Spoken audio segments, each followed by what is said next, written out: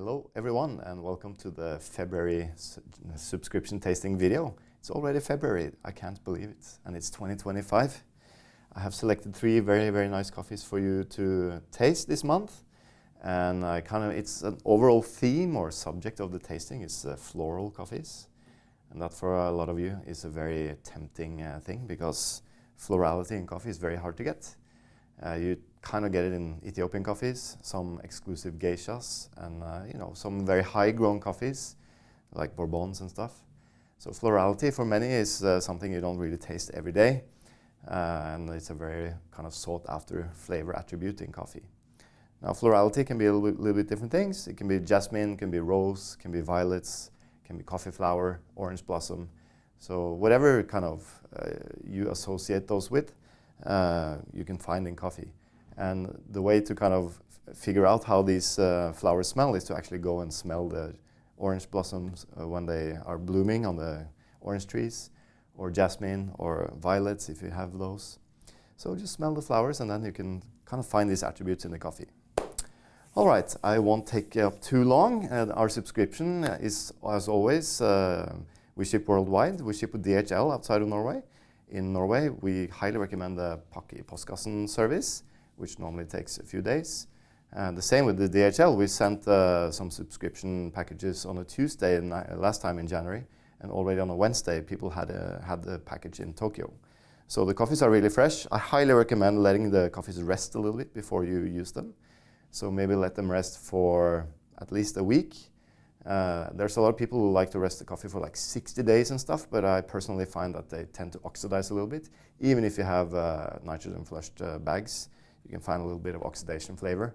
If you're used to that, that's okay, but for me that's kind of the coffees start to taste a little stale. So we normally recommend drinking the coffee after 1 week and then until maybe 5 or 6 weeks maximum.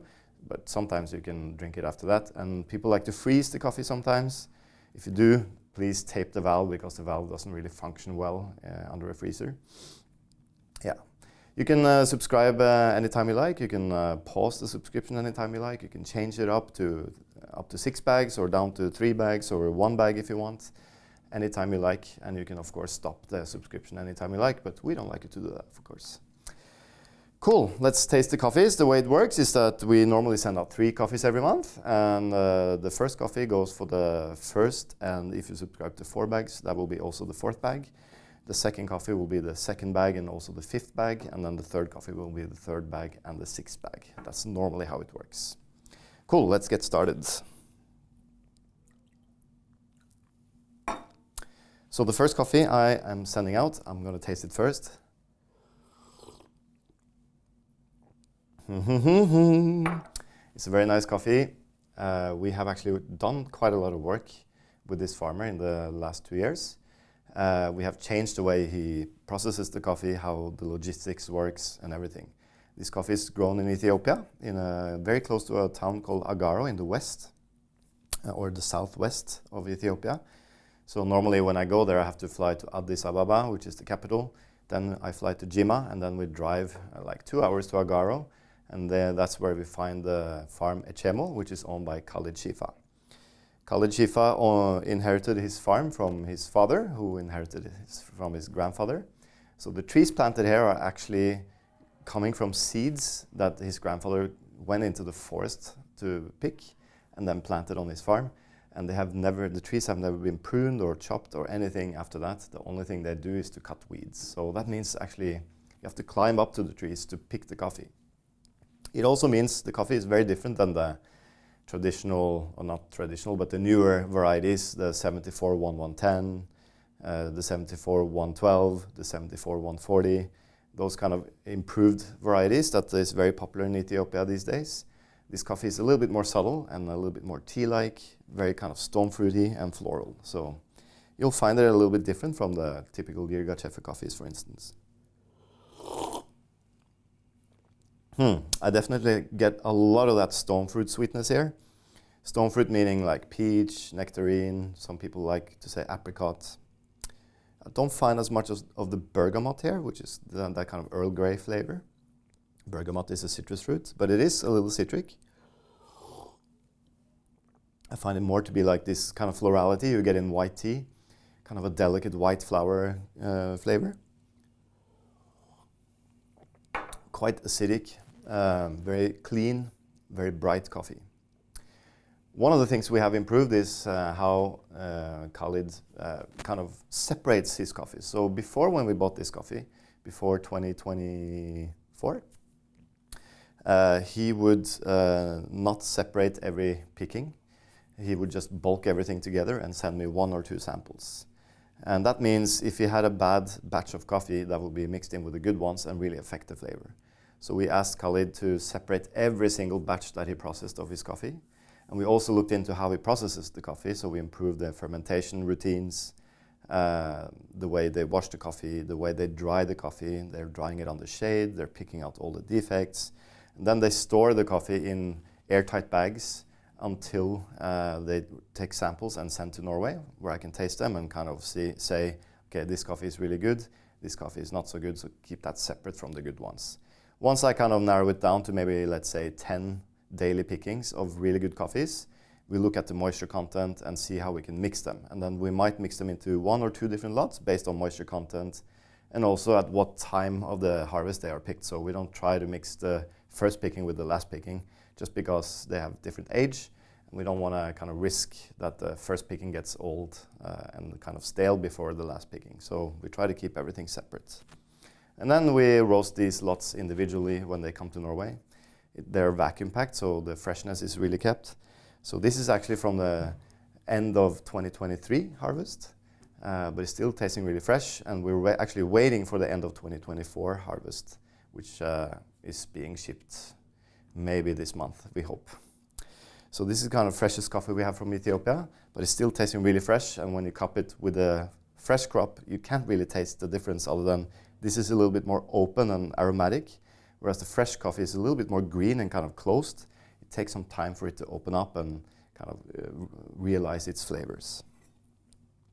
So that's the first coffee, the Echemo. We call it heirloom varieties because we don't really know what it is. Even if we tested it DNA, it would just say Ethiopian landrace or something like that. So it's really hard to tell. And this comes from over 80-year-old plants, coffee trees, that has never been pruned or anything. It's certified organic because Khalid basically just cuts weeds on his farm. He doesn't do anything else. And the cool thing about Khalid's farm is that around it is a little small village, and everyone who lives in that village is one of his family members. Either it's uncle or nephew or grandma or, you know. So they all help out during the harvest to pick the coffees and make sure that everything goes well. Cool, hope you enjoy that coffee. I certainly do. Next coffee, we're going across the Atlantic. We're going to Honduras. We've sent out this coffee before, but it was a very kind of a young picking, meaning the trees were very young, so this is a little bit older now. These are the new geisha trees that Hobnil Caceres Dios planted in his new area, our new farm called El Vikingo. And it's very near to his old farm, Nacimiento, but in a slightly different area called El Sauce. These geisha trees are now a couple of years old. I think it's the 3rd harvest we get. And they are slowly starting to get a little bit better. We had a little bit from the early harvest. That was picked maybe between February and March in 2024. This one is picked in May 2024. And it's a little bit better, I would say. Normally from this area, the later pickings are a little bit more developed in flavor. And also when I was there, I cupped Hobnil's geisha next to his neighbor's geisha. They actually planted the seeds together, had the same nursery, and then just split half of the plants to Arturo, the other half to Hobnil, and planted it side by side because they have farms side by side. Just there's a little kind of road in between them. And Arturo's geisha tasted very, very aromatic, whereas Hobnil's geisha didn't taste as aromatic. So we looked at how Arturo was processing his coffee, and we tried to kind of replicate that a little bit with Hobnil without getting too much fermentation involved, because I don't really like that. But basically we changed it from the previous lots we have been sending out. The coffee has been picked and depulped straight away, fermented overnight, then washed and dried. Now we actually kept the cherries overnight in a cherry hopper, and then we deep hop in the morning, we ferment until the next morning, we wash, and then we dry. And then you get a little bit more intensity of fruit, which I kind of enjoy without compromising this kind of overly fermentation flavors. We don't really want that, so it's kind of a positive fruit attribute that you get from fermentation. This coffee is also a little bit herbal. I tend to find that from this area in general, and they are always a little bit herbal, and I get this kind of white coffee flower flavor. Let's see. Definitely herbal, very kind of structured and rich body, I would say. Not the typical geisha, which is normally very light-bodied. I find this to be a little bit richer. And they have this kind of green, flowery note, reminiscent of when I eat coffee flowers. You get this kind of green, I call it flower nectar or something. It's kind of a very fresh floral sensation. And you have a little bit of that stone fruit flavor. But of course, compared to the Ethiopian, this coffee is completely different. Ethiopian is more like open, a little bit more stone fruity, whereas the El Vikingo Geisha is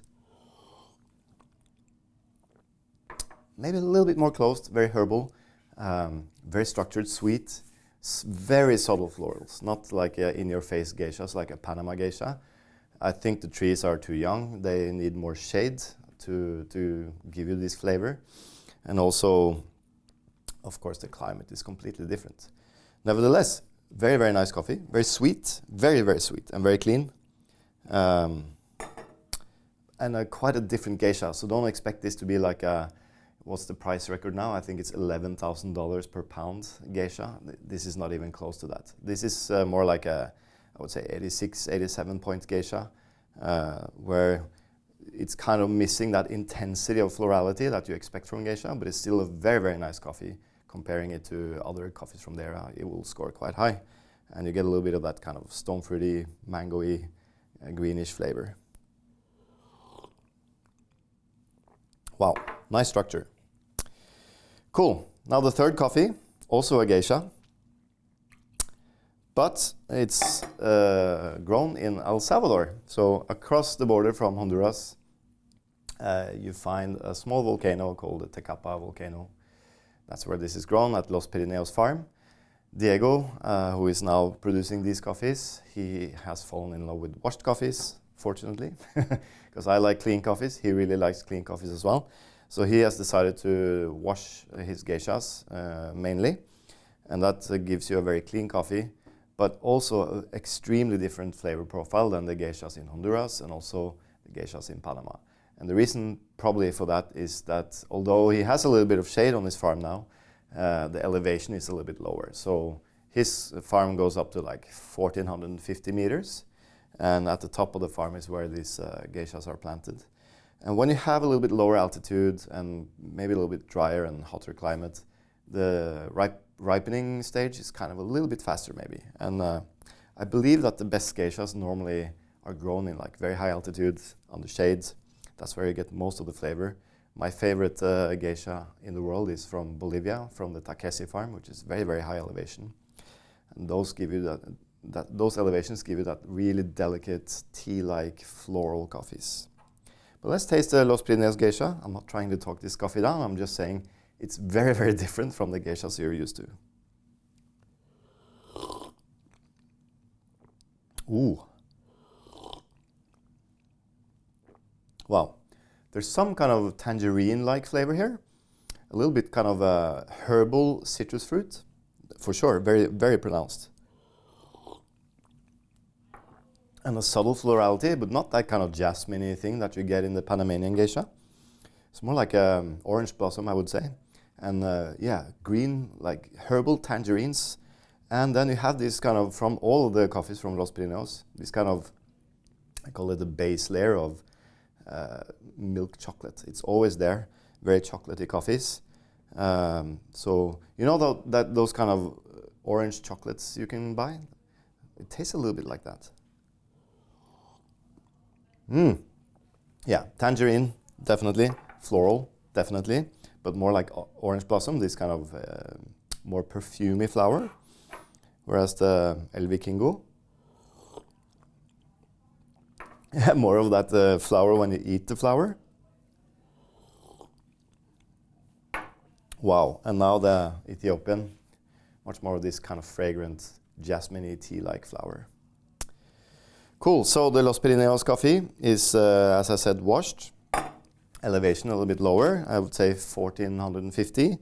The El Vikingo is maybe 1600 meters, but completely different climate, much cooler. And the Ethiopian is 2000 meters. But we can't really talk about altitude without knowing where it is, because in some countries 2000 meters might be too high. Other countries 1400 meters might be too high, you know, so you never know. That's why we don't really like to talk too much about altitude, but we talk about the flavor of the coffee, what varieties it is, because that, for me at least, affects the flavor much more. And then it's more a matter of intensity, whether the coffee is grown high or low. Sometimes certain varieties don't really taste much when they're grown at low altitudes. So they just taste like peanuts. So coffee is complex, so you can't really pinpoint one thing that really, this is why it tastes like that. So that's why I normally say probably. This is probably tasting like that because elevation is a little bit lower, and yeah, so on. I know that the seeds from this geisha at Los Pirineos, they came from Esmeralda, the famous farm in Panama, because Gilberto, who used to run the farm, who passed away unfortunately, he just ordered some green coffee samples from Esmeralda from the auction. He threw them in a box of sand and tried to let them grow. He got 1 or 2 trees growing in his garden in the house in San Salvador. Once they kind of started yielding fruit, he took all the fruit and planted like crazy on his farm. So this is probably over 10 years ago. And that's why we have started to see this geisha maybe 4 years ago. And Diego is producing a little bit more year after year. So both quite young trees, the Vikingo and Los Pirineos, and very old trees from Echemo. Maybe that has something to do with the intensity of flavor too, I don't know. Cool, so first coffee, Echemo from Ethiopia. Second coffee, El Vikingo from Honduras. Third coffee, the geisha from Los Pirineos in El Salvador. I really hope you enjoy the coffees. Hope you enjoy these videos as well. Is there anything you would like me to cover, except from how to grind your coffee, because I can't really tell you? Please comment below. And I will try to reply as soon as I can. And if you're wondering how I brewed these coffees, I actually used the new AeroPress, the glass version, which can give you similar or equally good results as the old AeroPress. But I really like to brew these coffees quite fast, meaning our standard recipe, which you can find on YouTube, is kind of around 1 minute. Fast brewing for me gives you a little bit more of that kind of fruit-forward coffees. And they don't become too heavy. So just make sure you grind fine enough so you actually have a good extraction, and they don't become too thin, because people don't like thin coffee. Cool, until next time, thank you for watching, and I hope you enjoy these coffees.